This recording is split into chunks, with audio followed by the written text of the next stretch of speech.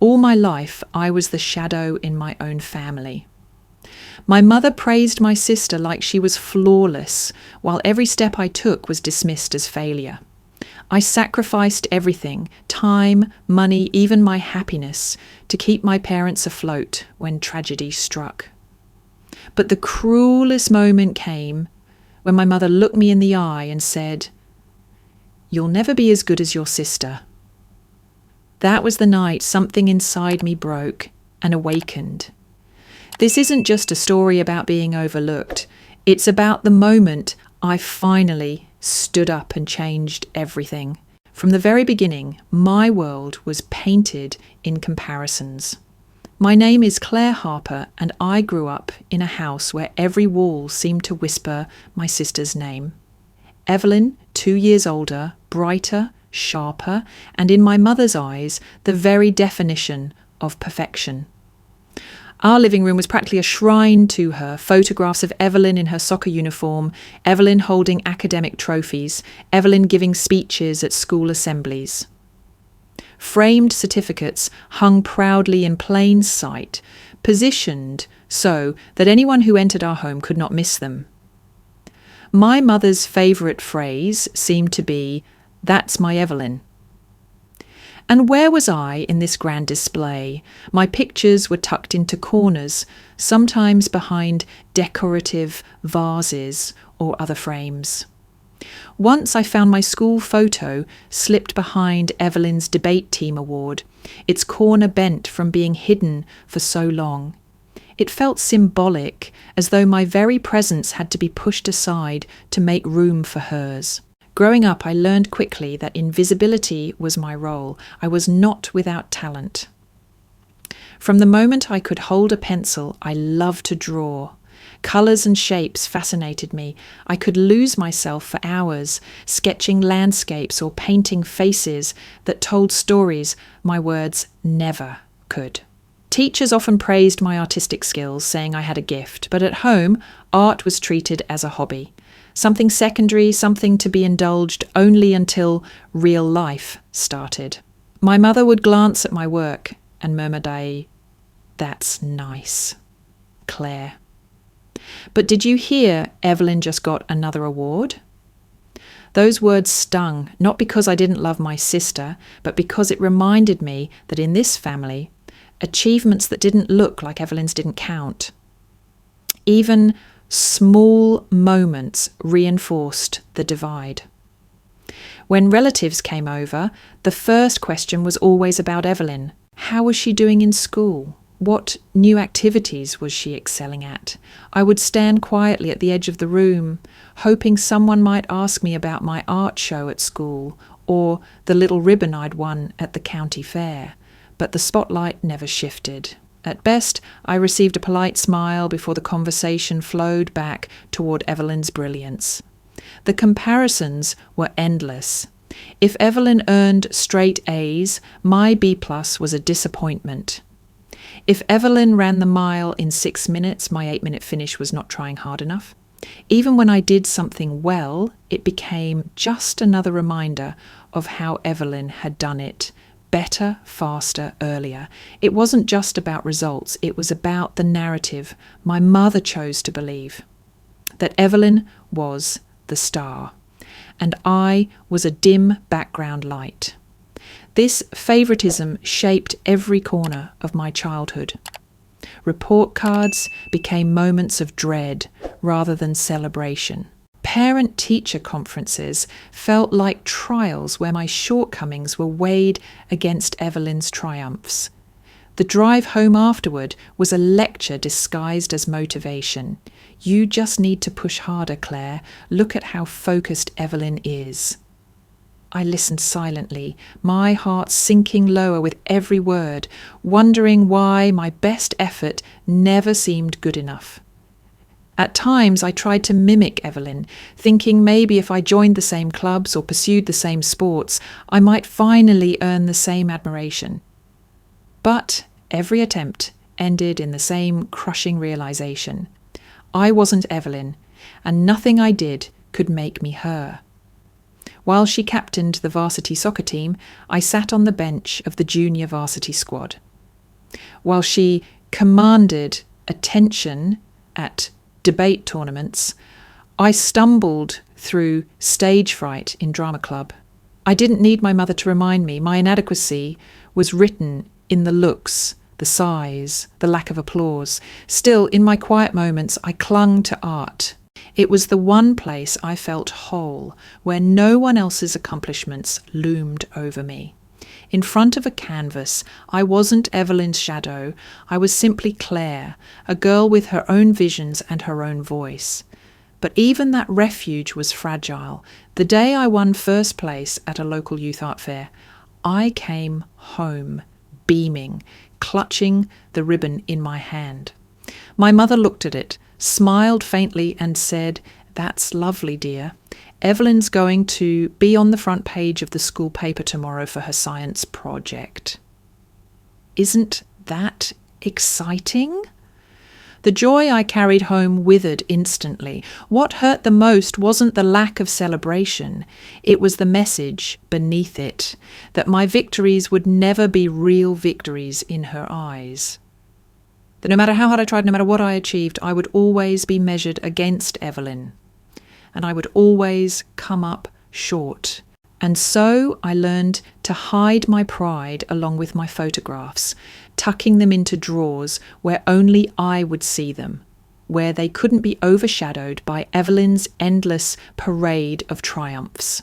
By the time I reached my teenage years, the weight of comparison had settled deep into my bones.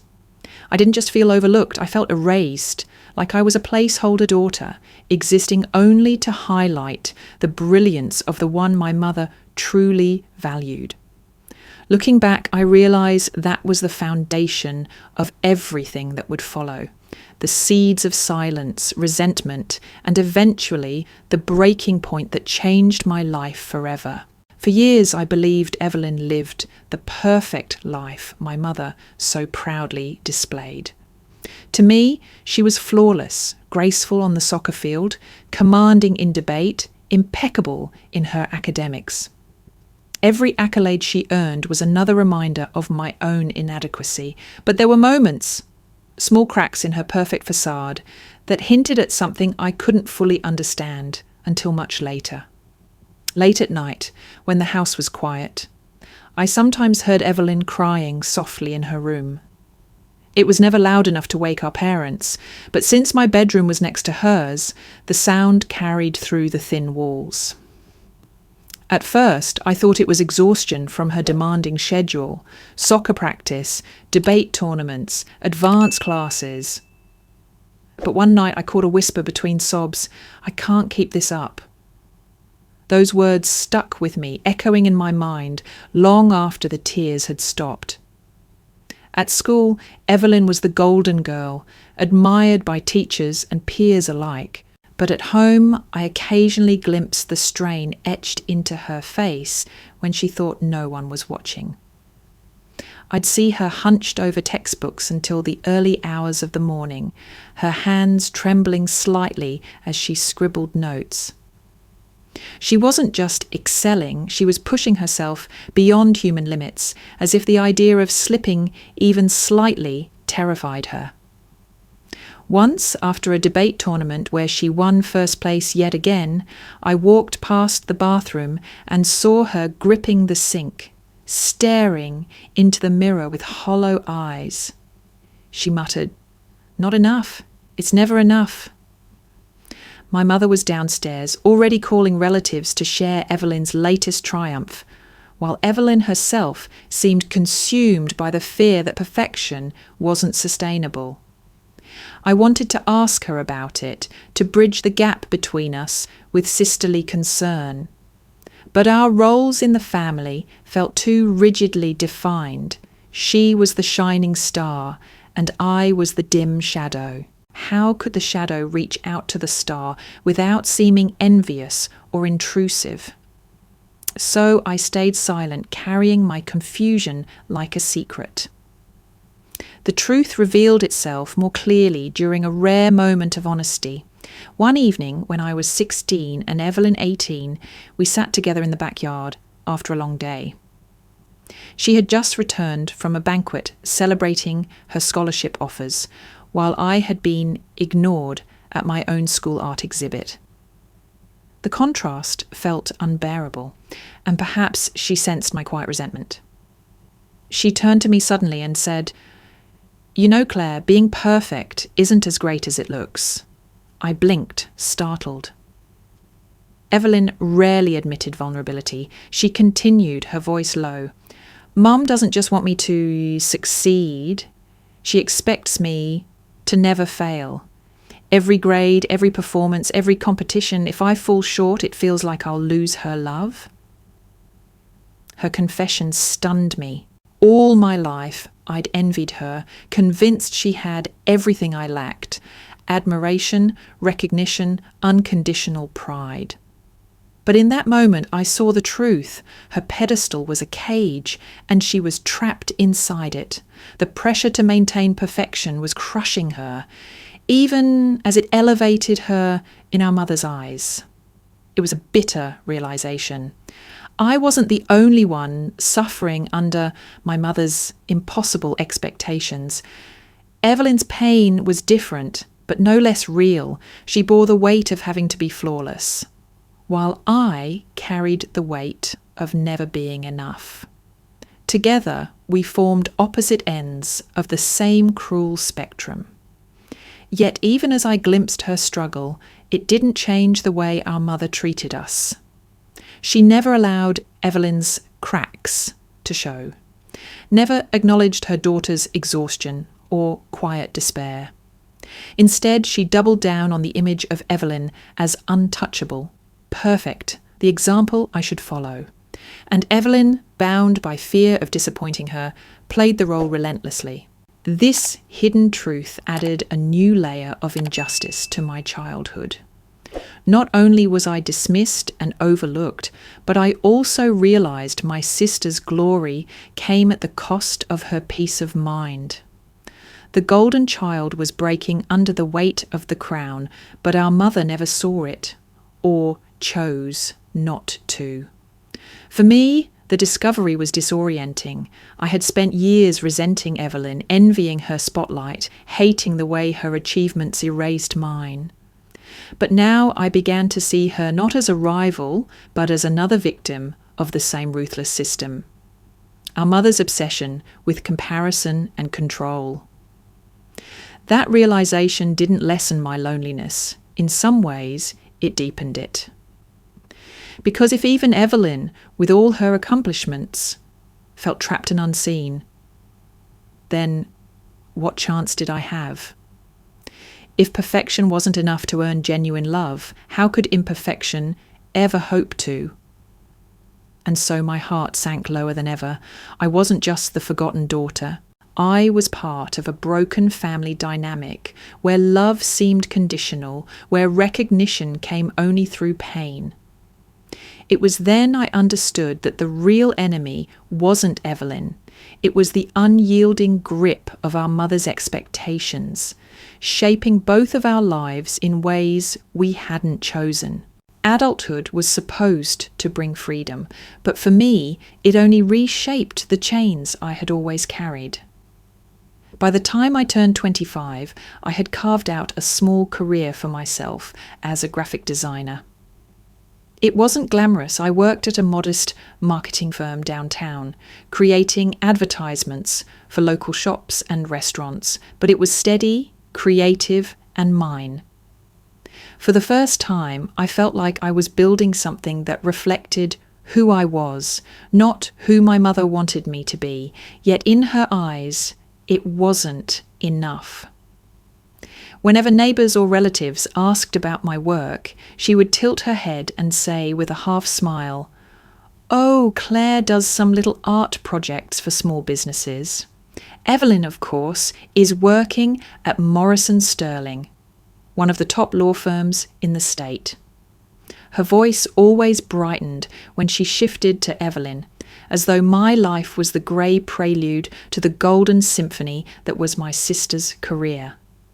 At family dinners, the pattern was the same. I'd mention a campaign I designed for a local boutique, proud of the way it boosted their sales. My mother's response was inevitably dismissive. "That's nice, dear. Did you hear Evelyn was just assigned to a high-profile case?" The unspoken message was clear. My work was trivial. Her work was monumental. Still, I pushed forward. I took evening classes in digital design, trying to expand my skills. I saved small amounts of money to eventually start my own freelance business. I told myself that even if my mother couldn't see the value in what I did, I could build a life that mattered to me. And then there was Daniel. Daniel was a photographer with an eye for capturing overlooked beauty, peeling paint on brick walls, the way sunlight slipped through broken windows, the fleeting smiles of strangers on the subway. We met at a local art gallery where I was displaying some of my poster designs. He admired my work, not because it was perfect or polished, but because it felt alive. With him, I felt seen in a way I never had before. We spent weekends exploring the city with our cameras and sketchbooks, trading ideas, collaborating on small creative projects. For the first time, I wasn't just Evelyn's sister or Margaret's disappointing daughter.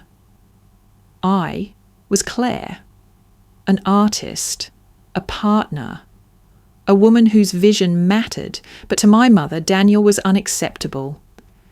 "He's a nice boy, but photography? Really, Claire?" She scoffed when I introduced him over dinner one evening. "That's not a career. That's a hobby.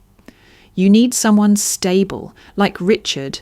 Look at Evelyn's fiancé, a surgeon from a good family. Now that's a future." Her words cut deeper than I wanted to admit. It wasn't just her dismissal of Daniel's work. It was the way she reduced my happiness to nothing more than a poor choice. Another sign of my inadequacy.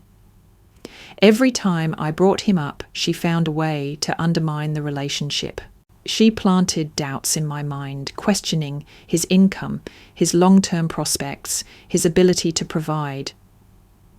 "Love is nice, but security matters more," she repeated like a mantra, as though Evelyn's life was the template I should be following. For months, Daniel and I tried to ignore her disapproval. But the weight of her constant criticism began to seep into our relationship. I started second-guessing his decisions, his schedule, even his worth. Not because I believed he wasn't enough, but because my mother's voice echoed in my head. "This won't last. He's not good enough for you." Ironically, she never realized that what she was really saying was that I wasn't good enough for him, for myself, for anyone. Eventually, the cracks became too wide to ignore. Daniel confronted me one evening after I cancelled yet another weekend plan, this time because my mother had made me feel guilty for spending too much time with him instead of focusing on my future. His voice broke when he asked, "Claire, do you even believe in us anymore?" I wanted to scream that I did, that he was the one person who truly saw me. But the doubt my mother had planted was already blooming into something poisonous. My silence answered him louder than words ever could. A week later, we ended things.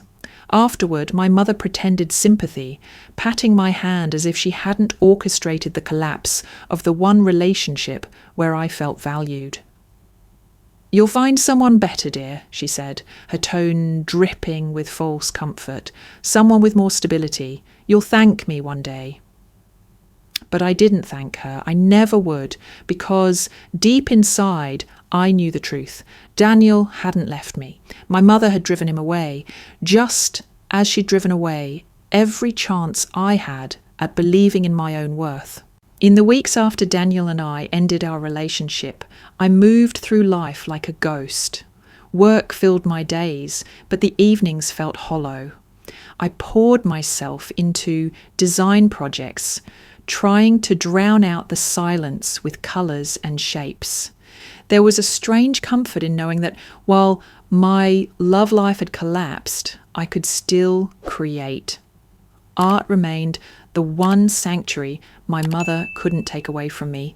I didn't know it then, but Evelyn was watching me more closely than I realized. To me, she was still the untouchable golden child, striding through life with effortless grace. But behind the polished surface, Evelyn carried her own storm.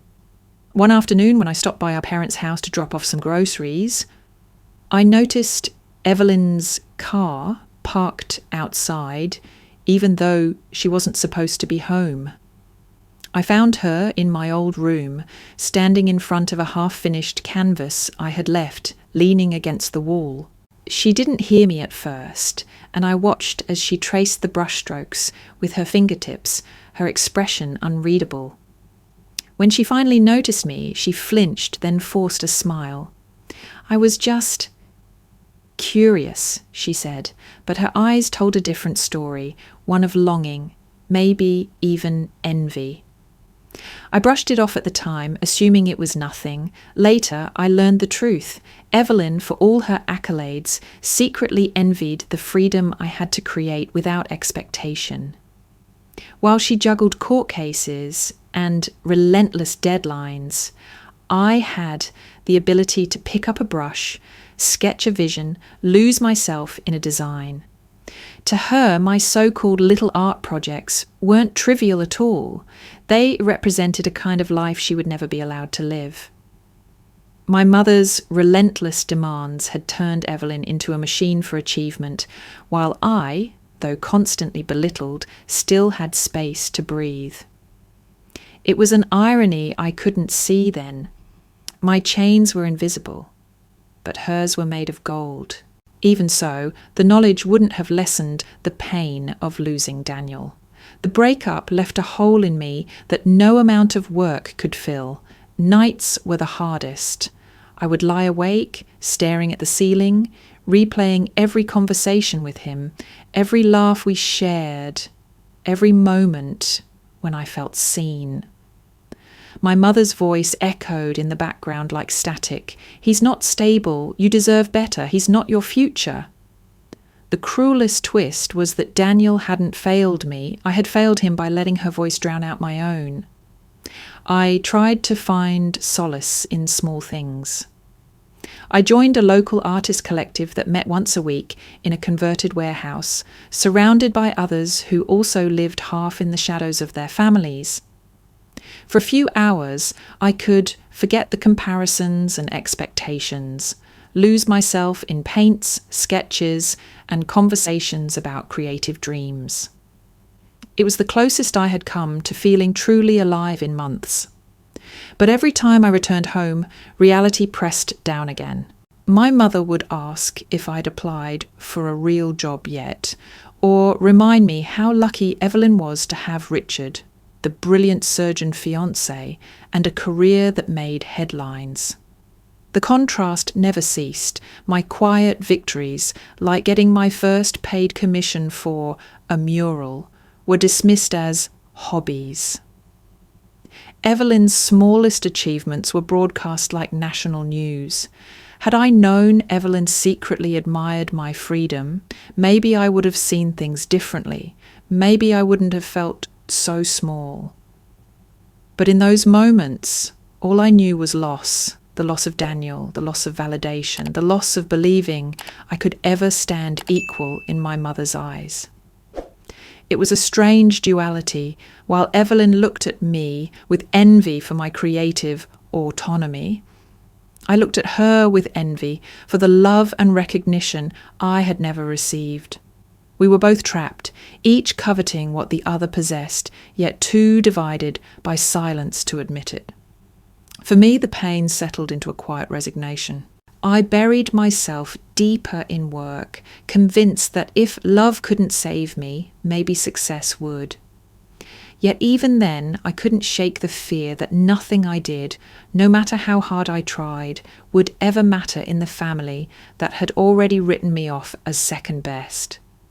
And so while Evelyn secretly longed for the freedom she believed I had, I sank lower, convinced that freedom without love, without recognition, was nothing more than another form of loneliness. The call came on a Tuesday morning, one of those days that begins like any other until it doesn't.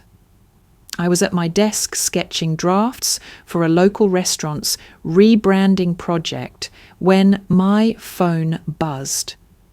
My mother's voice, usually sharp and controlled, was panicked and trembling. "Your father's collapsed. They're rushing him to the hospital." Time blurred after that. I don't remember how I got there, only the sight of my father lying pale and fragile in a hospital bed, tubes and monitors keeping him tethered to life. The doctor explained it was a massive heart attack. He would survive, but recovery would take months, maybe longer. For our family, it was both a relief and a sentence. My father had been the steady provider, the high school principal who carried the financial weight of our household. My mother worked part-time at the library, but her salary barely covered groceries. Without Dad's income, everything unravelled at frightening speed. Medical bills piled on top of an already fragile budget. Mortgage payments loomed like storm clouds. Within weeks, my mother confided in me that their savings were nearly gone. "I don't know how we're going to manage," she whispered, her hands shaking as she scribbled numbers onto a notepad. "Your father doesn't even know how bad it is. I can't tell him. He needs to focus on healing." I looked at the numbers, overdue utilities, hospital invoices, the looming mortgage. It was a maze with no exit. And, without hesitation, I stepped in. My freelance work had been slowly building, small projects that brought in extra income on top of my day job. It wasn't much, but it was something. I offered to cover the mortgage for the next few months. At first, my mother resisted, saying, "Are you sure you can afford it? Your little art business isn't exactly booming." The words stung, but I pushed them aside. This was about family, about keeping us afloat. So I worked harder than ever. I accepted every project that came my way, no matter how demanding, designing logos, building websites, creating marketing campaigns for businesses I'd never heard of. Days bled into nights. My social life disappeared. I became a machine fueled by obligation and fear, determined to protect the family that barely saw me. Meanwhile, Evelyn was living another reality. She had just made senior associate at her law firm, her name appearing in business journals with glowing praise. Her fiancé, Richard, a successful surgeon, whisked her away to charity galas and luxury weekends in Napa Valley. Their engagement was splashed across society pages, complete with glossy photos of the two of them smiling under chandeliers. When Evelyn called home, the conversations were filled with excitement about wedding venues, floral arrangements, and honeymoon plans in Paris. My mother would put her on speakerphone, her voice swelling with pride as she repeated every detail for me to hear.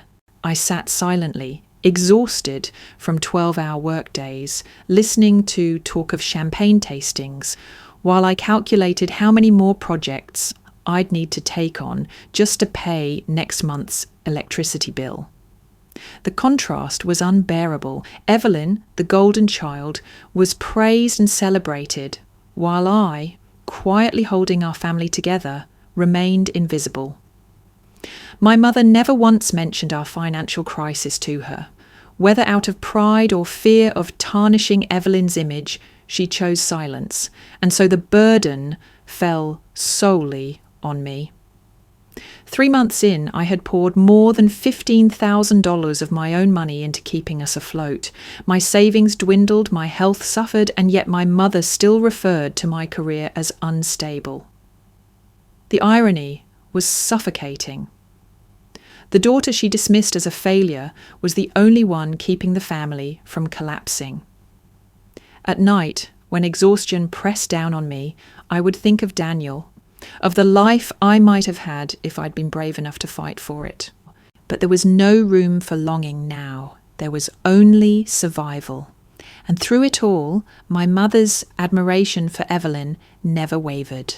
She scrapbooked every article about Evelyn's latest cases, proudly displaying them on the coffee table for visitors. Meanwhile, the checks I handed her each month were accepted without acknowledgement, as though they had materialized from thin air. It was the clearest lesson of my life. No matter how much I gave, it would never be enough. Not for her, not compared to Evelyn. The morning of Evelyn's engagement party, I arrived at my parents' house early to help. The backyard had been transformed into what looked like a magazine spread. Tables draped in white linens, vases filled with imported flowers, twinkling lights strung across the trees. Caterers bustled around, setting up trays of hors d'oeuvres that probably cost more than my monthly rent. It was beautiful, almost dreamlike. But instead of wonder, I felt a knot tightening in my stomach. I knew how much my mother had been stressing about money. I knew because I had seen the overdue bills, the collection notices, the mortgage statements I had personally covered for months. Yet somehow she had found the means to put together this extravagant display. When I asked about it, she brushed me off with a smile that didn't reach her eyes. "Oh, don't worry, dear. We managed." Managed. The word rang hollow. As the guests began to arrive, 50 of them at least, all in their best attire, I found myself serving drinks and arranging flowers while my sister glowed in a designer gown. Evelyn's diamond ring sparkled under the fairy lights as she accepted congratulations from every corner. Richard, polished and charming, played his role perfectly, shaking hands and sharing stories of his latest surgeries. The toasts were endless. Relatives raised glasses to Evelyn's success, her beauty, her future. My mother beamed with pride, her chest swelling as though she herself had orchestrated Evelyn's achievements. I lingered at the edges, clapping politely, my hands trembling with fatigue from weeks of 12-hour days. It wasn't until later, as I carried a tray of empty glasses into the kitchen, that I overheard the truth. Aunt Margaret, one of my mother's closest confidants, lowered her voice as she helped pack leftovers. "It's such a shame you had to dip into Claire's contributions for this, but the party turned out beautifully." My heart stopped. I froze in the doorway, the words slamming into me harder than any insult ever had. Claire's contributions, my money, the mortgage checks, the hours of work I'd poured into keeping our family afloat, used not for hospital bills, not for groceries, not for utilities, but to throw a lavish celebration for Evelyn. For a moment I couldn't breathe. My vision blurred, and I gripped the counter to steady myself. I wanted to storm into the backyard, to shout the truth, to demand everyone know what this party had really cost. But instead, I stood in silence, the humiliation sinking deep into my bones. When I confronted my mother later that evening, her response was chilling in its simplicity. It was for the family, Claire. Everyone needed this celebration. Evelyn deserves to be honoured. Deserves. That word cut deeper than any blade. Did I not deserve recognition for my sacrifices? Did my father, lying weak in recovery, not deserve priority over table linens and catered meals? The betrayal was unbearable. I had emptied my savings, sacrificed my health, and carried the weight of responsibility alone, only to watch my efforts twisted into a stage for my sister's perfection. I went to bed that night with anger clawing at my chest, but beneath it all was something worse, despair. Because the truth was undeniable. No matter how much I gave, no matter how hard I tried, I would always be invisible. My love, my labour, my sacrifices, they would never be enough to compete with the myth of Evelyn. For the first time, I felt something inside me begin to fracture. The exhaustion was no longer just physical. It was spiritual. Every late night, every dollar handed over, every piece of myself I'd surrendered for this family. It all felt wasted, swallowed by a void that never gave back. The guests left, the fairy lights dimmed, and the backyard returned to quiet. My mother hummed softly as she stacked leftover plates, glowing from the success of the evening. Evelyn and Richard departed with hugs and smiles, their future intact, untouched by the storm I had been drowning in. And me? I stood in the shadows, empty-handed, knowing that I had not only been overlooked, but also betrayed. My sacrifice had been stolen, rebranded, and handed to Evelyn like another gift she hadn't asked for but had come to expect. It was the lowest point I had ever known. Family gatherings had always been difficult for me, but the Sunday dinner, 2 weeks after Evelyn's engagement party, was unlike any other. The atmosphere in the dining room was warm and festive, filled with the aroma of roast chicken and freshly baked bread. My mother had set the table with her best china, the kind she usually reserved for holidays. It should have been a comforting sight, but for me it felt like walking into a trap I couldn't escape. Everyone was there. Evelyn and Richard, my aunts and uncles, cousins, even a few family friends who had practically become part of the furniture over the years. As usual, Evelyn took her place at the centre of attention, her polished smile lighting up the room. She had just been promoted to senior associate at her law firm, the youngest in the firm's history. My mother could barely contain herself, her pride spilling into every word. "Can you believe it?" she said to Uncle Harold, her voice loud enough for the entire table to hear. "Our Evelyn, making history at her age. I always knew she was destined for greatness." Uncle Harold raised his glass, grinning. "To Evelyn, the family's shining star." The room erupted in applause, glasses clinking together, voices overlapping with congratulations. I clapped along, forcing a smile, though my hands shook beneath the tablecloth. When the noise died down, I tried to share my own small piece of news.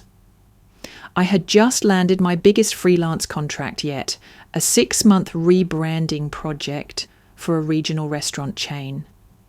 It wasn't national news, but it was a breakthrough for me, proof that my business was finally gaining traction. "That's nice, dear," my mother said distractedly, barely glancing at me as she spooned potatoes onto Evelyn's plate. "Did you hear, Richard? Evelyn's firm featured her in their quarterly magazine. Full-page spread." The conversation shifted instantly back to my sister. My accomplishment evaporated into the air like smoke. I told myself I shouldn't be surprised. This was the pattern, the rhythm of my life. Evelyn soared while I remained invisible.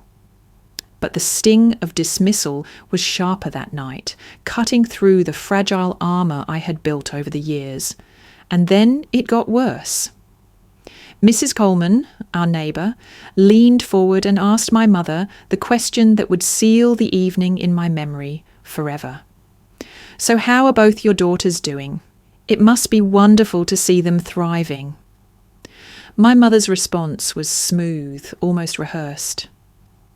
"Well, Evelyn is obviously thriving. She's on the partner track, engaged to a wonderful man, planning the most beautiful wedding. She's everything we hoped she'd be." She paused then, her gaze flicking to me for the briefest moment before she added, "And Claire?" "Well, Claire is still figuring things out with her little art projects." The words landed like a physical blow. Still figuring things out. Little art projects. My sacrifices, the sleepless nights, the drained savings accounts, the endless work that had kept them from losing their home, reduced to a casual dismissal in front of people who had known me since childhood. A flush of heat surged through me. I could feel every pair of eyes on me, some filled with pity, others with that familiar mix of sympathy and judgment. I wanted to vanish, to sink into the floorboards and disappear. I laughed weakly, trying to mask the humiliation, but inside, something cracked. I had endured comparisons, dismissals, even outright neglect. But to be publicly belittled after everything I had done, it was too much. The rest of the evening passed in a blur. I smiled when required, passed dishes, even helped clear the table. All while my insides churned with rage and despair. My mother's praise for Evelyn never ceased, filling the air like a drumbeat, drowning out every other sound. She analysed Evelyn's promotion in detail, speculated about her future, praised Richard's accomplishments, and painted a picture of perfection that seemed untouchable. By the time the last guest left, my smile had become a mask fused to my face. But inside, I knew something fundamental had shifted. This wasn't just another wound to swallow, another slight to bury. This was the moment my patience began to unravel.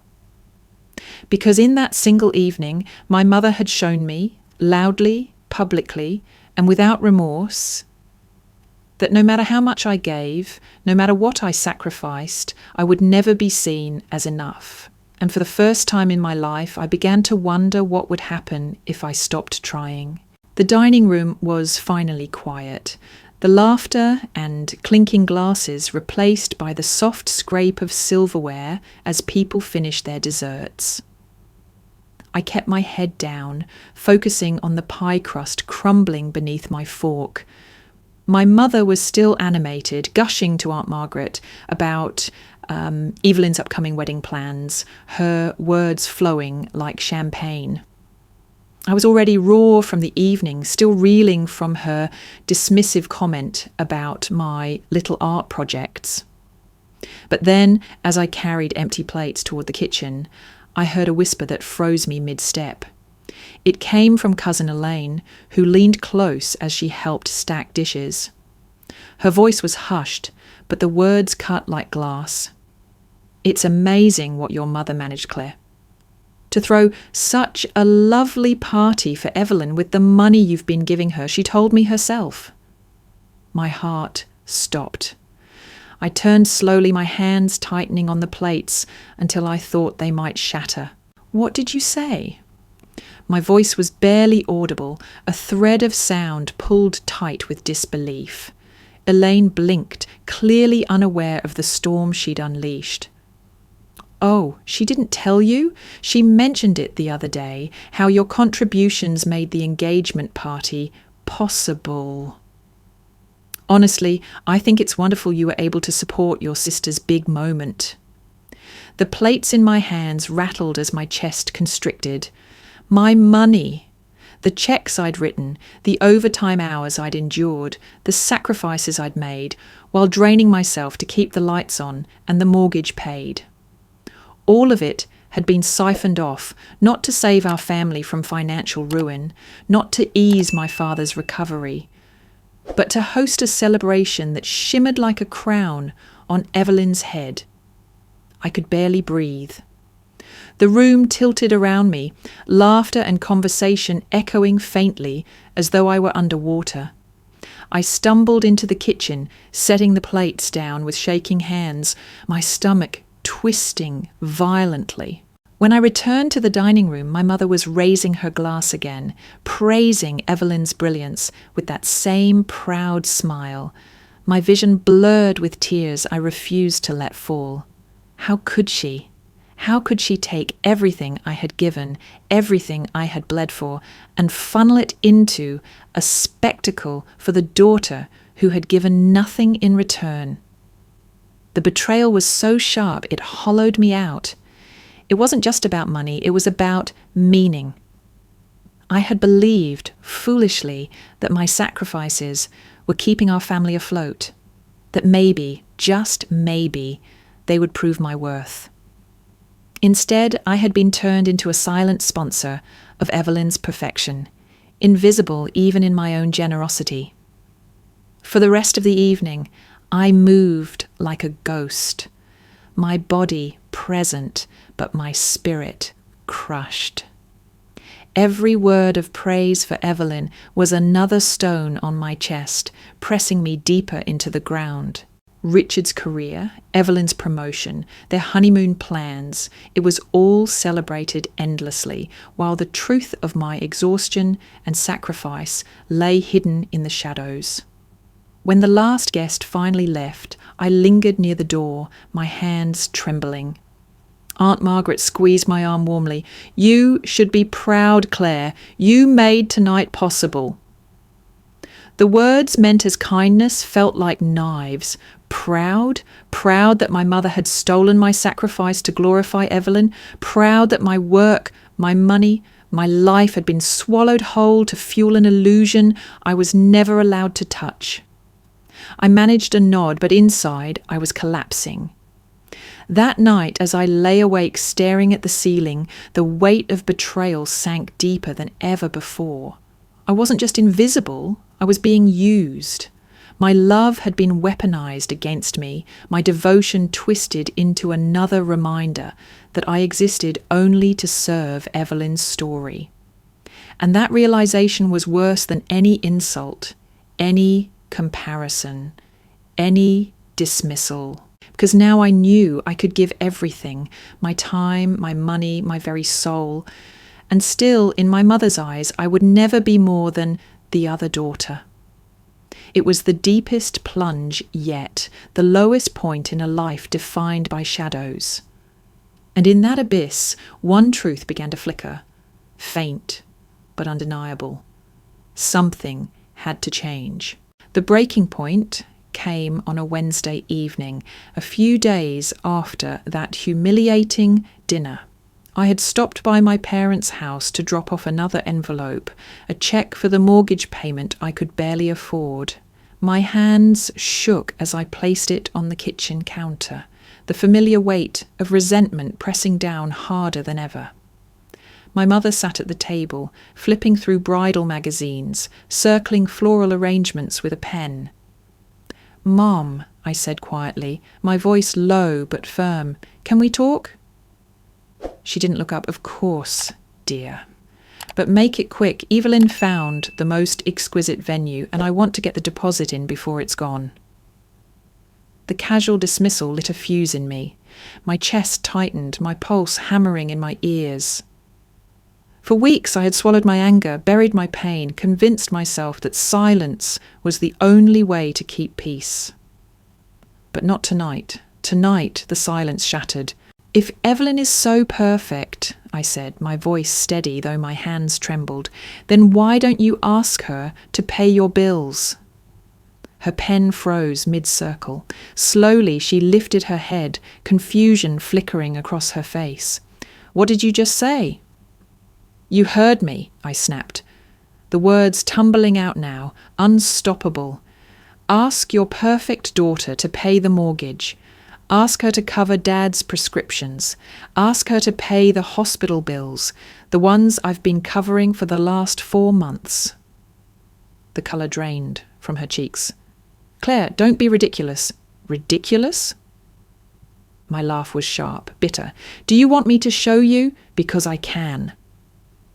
I yanked my phone from my bag, scrolling furiously through my banking app. My fingers shook as I pulled up the records, but my voice was iron. March mortgage payment, my money. April utilities, my money. Dad's medications, my money. Even the catering for Evelyn's engagement party, my money. I shoved the phone toward her, the screen glowing with transaction after transaction. Every check, every deposit, every sacrifice, it was me, not Evelyn, not the daughter you worship like a saint, me. She stared at the screen as if it were written in another language. Her lips parted, but no words came out. The silence stretched, thick and suffocating, until I finally broke it. "I have worked myself to exhaustion," I said, my voice cracking but strong. "I have drained my savings, skipped meals, lost sleep, and put my life on hold, all so you wouldn't lose this house. And the only thing you've given me in return is humiliation. Do you know what it feels like to sacrifice everything, only to be told you're still not enough?" Her eyes filled with tears, but I pressed on, the floodgates of years of repression finally bursting. "You stood in front of our family and told them I was still figuring things out, as if the only thing I've done is doodle in a sketchbook. In a war, you used my money to throw Evelyn a party while Dad's medical bills sat unpaid. You have made me invisible my entire life, Mom, and I'm done." For the first time, I saw her mask crack. The certainty, the smugness, the blind adoration for Evelyn, all of it faltered. She looked smaller somehow, fragile, as though the truth had drained the power from her. "Claire, I didn't realise..." Her voice trembled, weak and unconvincing. "Don't," I cut in sharply. "Don't tell me you didn't realise. I handed you those checks. I told you I was working extra hours. I told you I was exhausted. You chose not to see it because it didn't fit your story about me. You didn't want the truth. You wanted your golden child, and you wanted me to stay in her shadow." The room was heavy with the weight of the words I had never dared to say. My mother's tears slipped down her cheeks, but they didn't move me. For once, I wasn't desperate for her approval. For once, I stood on solid ground. That night, the balance shifted. I wasn't the child begging to be seen anymore. I was the woman demanding to be recognised, and there was no going back. The silence between my mother and me was thick, broken only by the sound of her quiet sobs. I stood there, chest heaving, phone still glowing in my hand, with the evidence of every sacrifice I'd made. For the first time, I felt the strange lightness of release, as if years of chains were finally snapping free. But then a soft gasp from the doorway froze me. I turned, and there she was, Evelyn. She stood motionless, one hand pressed against the doorframe, her face pale, eyes wide. I hadn't even noticed her arrive, but clearly she had heard enough, maybe all of it. "Evelyn," my voice faltered. I didn't know what to say. Her gaze shifted between me and our mother, confusion and horror mingling in her expression. "Is this true?" she whispered, her voice trembling. "Claire, you've been paying the bills, covering everything." I swallowed hard, my throat raw from shouting moments earlier. "Yes, for months. While you were planning weddings and vacations, I was keeping this house from collapsing." Evelyn's lips parted, but no words came out. Her eyes filled with tears, not of pride or self-pity, but of guilt. She turned to our mother, her voice sharper now. "Why didn't you tell me?" My mother's face crumpled further, but she said nothing. She just shook her head, murmuring something about not wanting to burden Evelyn, about wanting to protect her. But Evelyn wasn't comforted.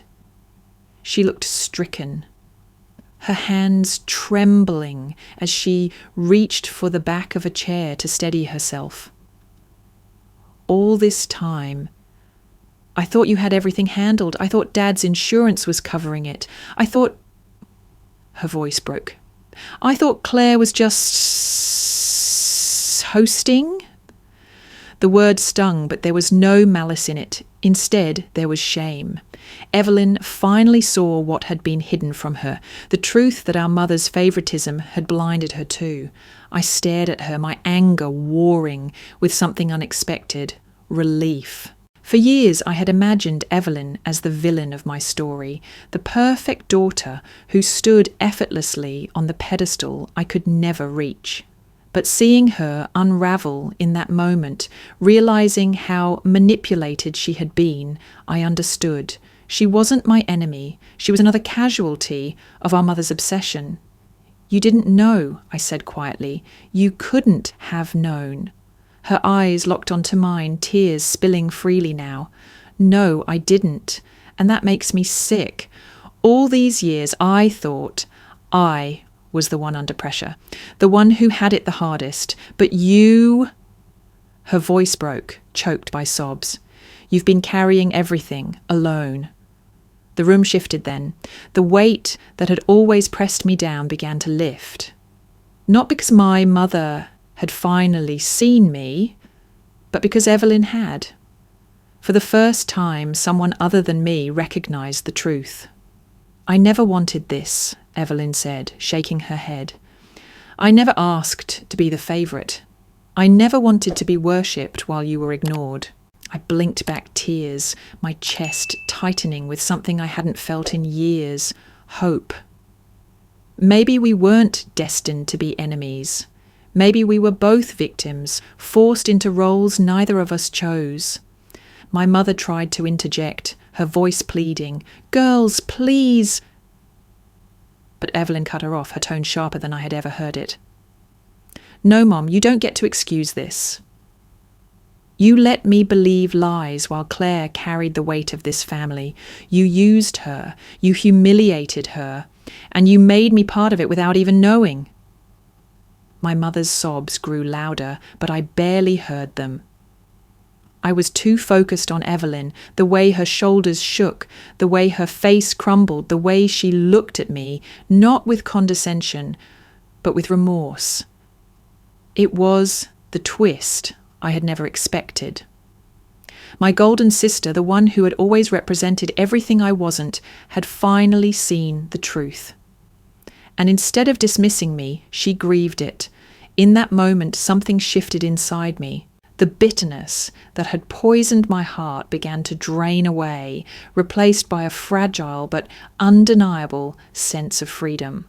I wasn't alone anymore. I wasn't invisible. Evelyn saw me, and that changed everything. For the first time in my life, I felt the scales tip in my favour. The days following that confrontation were strangely quiet. My mother tiptoed around me, her eyes red-rimmed, her words carefully chosen, as though afraid one wrong sentence would shatter whatever fragile ground we were standing on. But it wasn't her silence that haunted me most. It was Evelyn's absence. I half expected her to retreat back into her polished life, to bury the memory of what she had overheard under layers of work and wedding plans. Part of me braced for it, convinced that even if she knew the truth, she would choose the comfort of denial over the discomfort of facing me. But one evening, just as the sun dipped below the horizon, there was a knock at my apartment door. When I opened it, Evelyn stood there, her shoulders tense, her eyes uncertain. She looked different.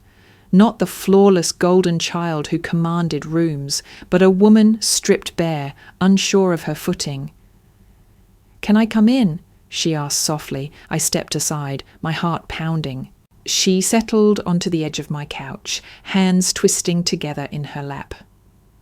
For a long time, neither of us spoke. The silence stretched, heavy but not hostile, until finally she broke it. "I owe you the truth," she said. Her voice cracked, not from weakness, but from the weight of words she had carried too long. "I've been jealous of you, Claire." I blinked, stunned. Of all the things I thought she might confess, jealousy wasn't one of them. "You?" My laugh was hollow. "Jealous of me?" "Evelyn, you've had everything. Mum's praise, Dad's pride, Richard, your career. What could you possibly envy?" Her eyes filled with tears as she shook her head. All of that came with strings. Every achievement, every accolade, it was never mine. It was Mom's. I lived my whole life terrified of slipping, of failing, of losing her love if I wasn't perfect. You think being the golden child was freedom? It was a prison. Her words struck something deep inside me. I thought of the nights I'd heard her crying through the thin walls of our childhood bedrooms, the exhaustion etched into her face she tried to hide. Pieces clicked together, and suddenly the pedestal I had always resented looked less like a throne and more like shackles. "You had something I didn't," she continued, her voice trembling. "You had freedom. You could paint, design, create, without it having to be perfect, without the weight of expectation crushing you. I used to watch you sketch in your notebook and feel this ache inside me because I knew I could never have that. I envied you, Claire. Not because you were invisible, but because you were free." I stared at her, emotions warring in my chest. Anger, disbelief, compassion. I had spent years longing for the very recognition she despised, resenting her for being the chosen one. And here she was confessing that the role I thought was enviable had nearly broken her. For the first time, I saw Evelyn not as my rival, but as my sister. A woman trapped in her own cage, just as I had been trapped in mine. Different prisons, same walls. "I didn't know," I whispered. "I know you didn't." Her tears spilled freely now, and I'm sorry for not seeing you, for letting Mum's narrative blind me, for not asking sooner. I should have known you were carrying more than you let on.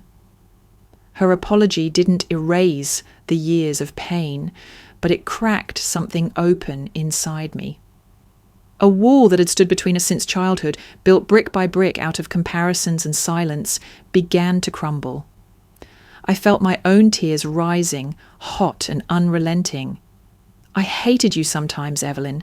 I hated how easy it all seemed for you. I thought you were everything I wasn't. But maybe we were both just playing parts Mum forced on us." She reached for my hand then, tentative, as though unsure if I would pull away, but I didn't. Our fingers intertwined, fragile but real. In that moment, the weight of years of rivalry shifted into something else, recognition. Not complete forgiveness, not yet, but the beginning of it. A fragile thread pulling us together instead of apart.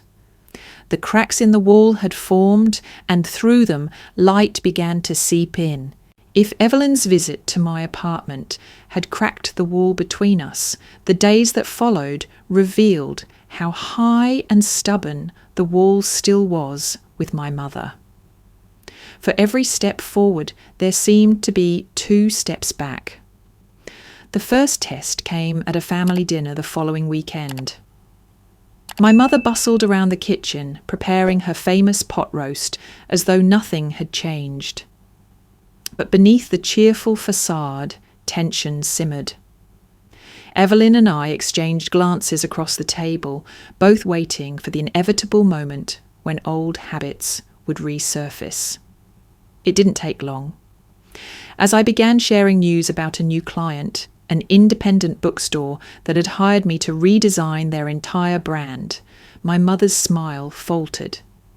She set down her fork and sighed, her voice soft but sharp. "Claire, dear, that's nice. But don't you think it's time to look for something more stable? Evelyn's firm is expanding, and she just took on another high-profile case. You should focus on security, not these little side projects." The words hit like a slap, my jaw clenched, my chest tightening. Across the table, Evelyn's expression hardened. "Mom," she said firmly, "stop." My mother blinked, surprised. "Stop what? I was only trying to encourage her." No, you weren't." Evelyn's tone was sharper now. "You were dismissing her. Again. Claire's business is real, Mom. She's keeping clients, building her reputation. That's not a hobby. It's success." The silence that followed was thick, uncomfortable. My mother's lips pressed into a thin line, her eyes darting between us. For a moment I thought she might lash out, but instead she muttered, "I just want what's best for her." There it was, the excuse she had always used.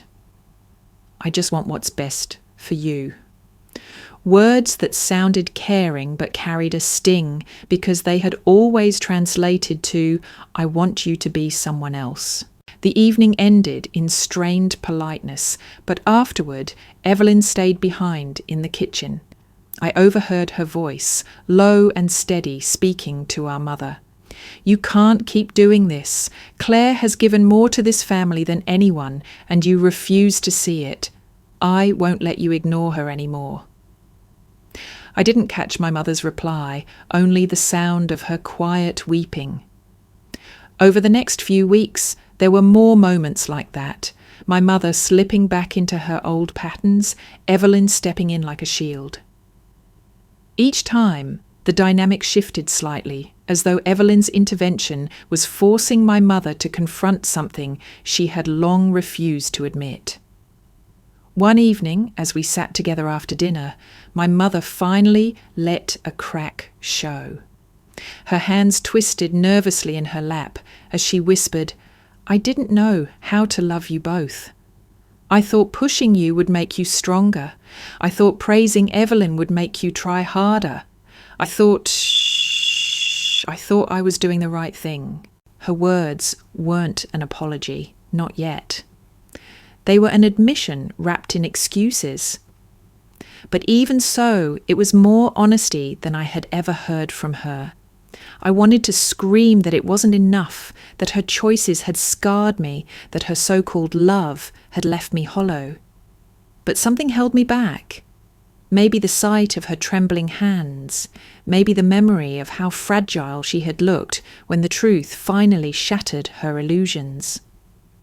For the first time, I realized she wasn't just stubborn. She was scared. Scared of losing control, scared of admitting she had been wrong, scared of facing the damage she had done. And yet slowly, change began to emerge. Not perfect, not complete, but real. She started asking questions about my clients, catching herself before dismissing my work. Once, when a neighbour asked about her daughters, she surprised me by saying, "Evelyn's doing well at the firm, and Claire just landed a big contract. I'm proud of them both." The words weren't flawless, but they were a beginning. The journey wasn't a straight line. There were days when her old instincts resurfaced, when I still felt the sting of comparison. But Evelyn's presence made a difference. Each time my mother faltered, Evelyn pushed back, gently but firmly, refusing to let her slide back into old habits.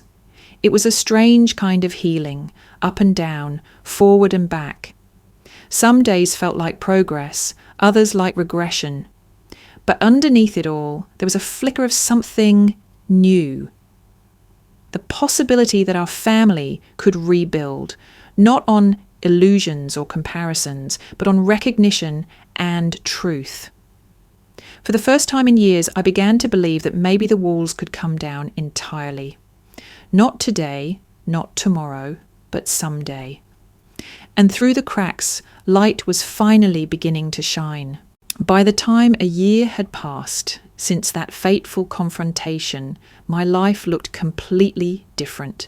What had started as a side hustle, cobbled together out of desperation to cover hospital bills and household expenses, had grown into something real, something powerful. I had finally taken the leap and registered my own design company, Harper Creative Studio.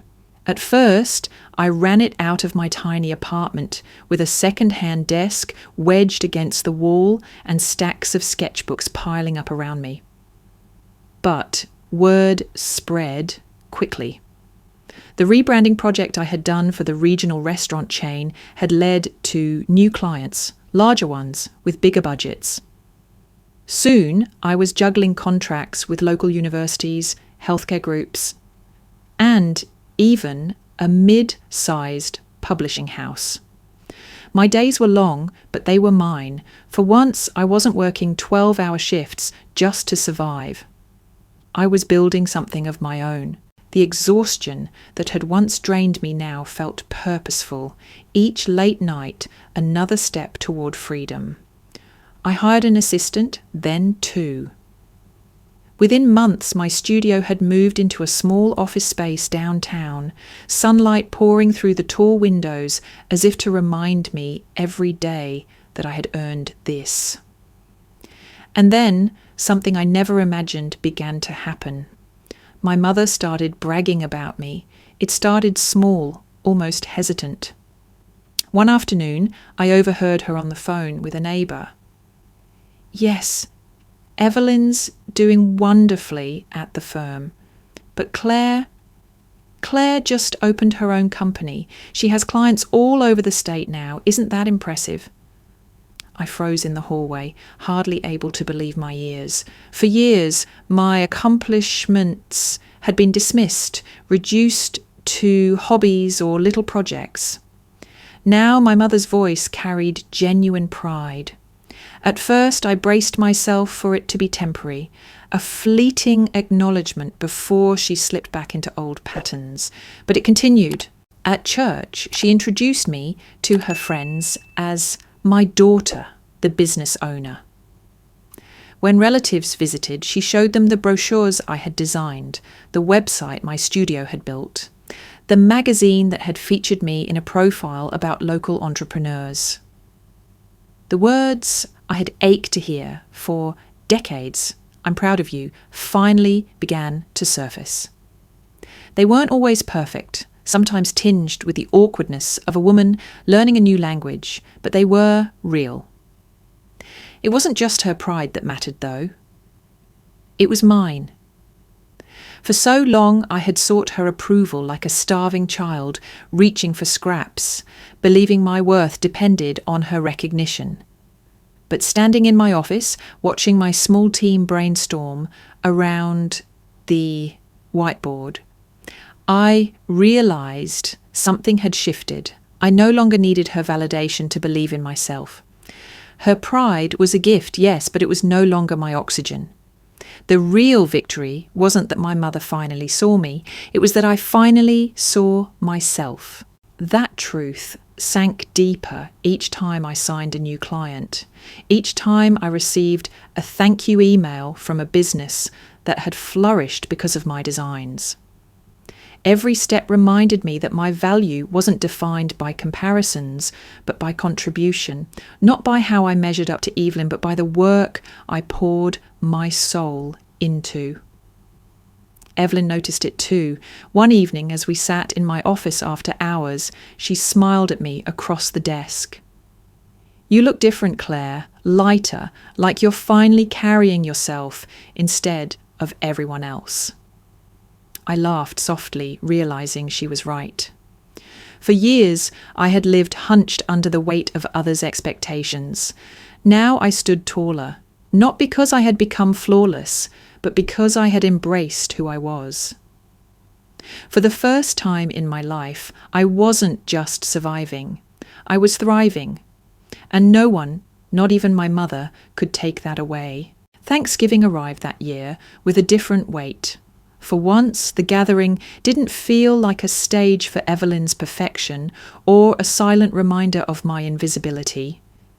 Instead, it felt like a chance, fragile, tentative, but real, for our family to begin again.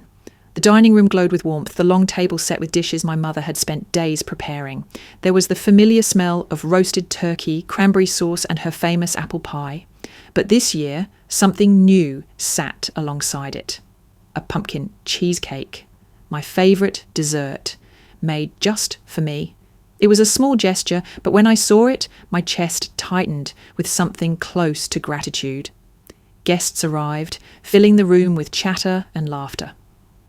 Evelyn and Richard came hand in hand, radiating ease.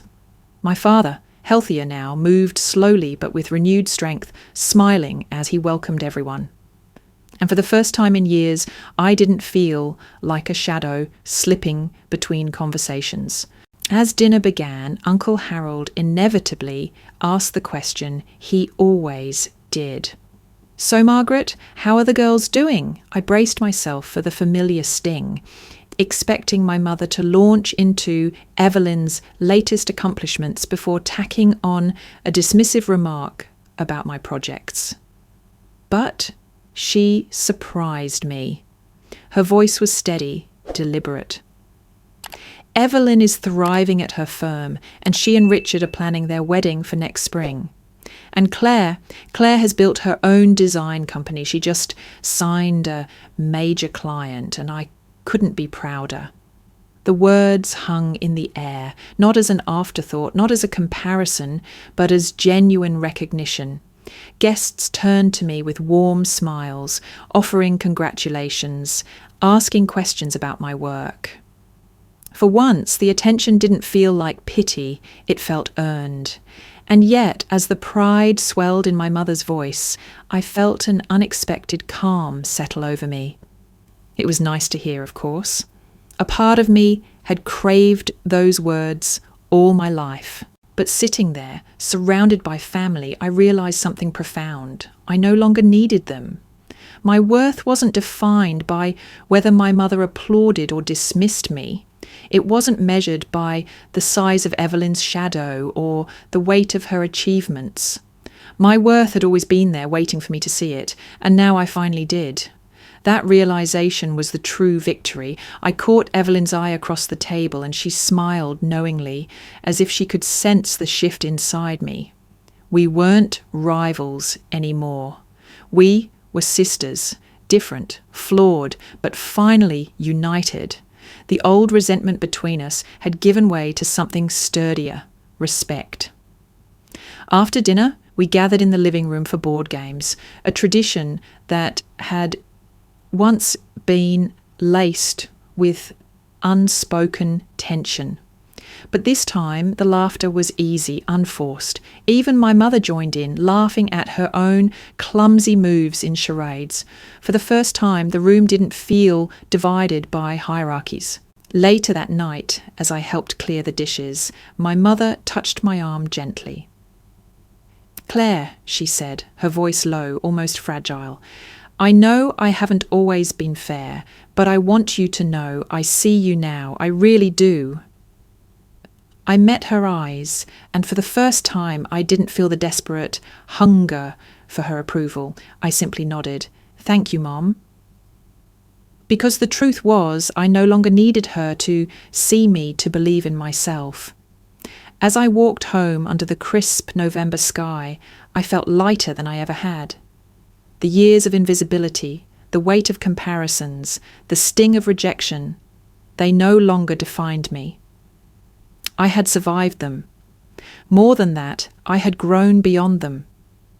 I was no longer the forgotten daughter, the shadow living in Evelyn's light. I was Claire Harper. Artist, business owner, sister, daughter, woman. Not perfect, not flawless, but enough, always enough. And as the laughter from my family's home echoed faintly behind me, I realized that sometimes the greatest freedom comes not from being recognized by others, but from recognizing yourself.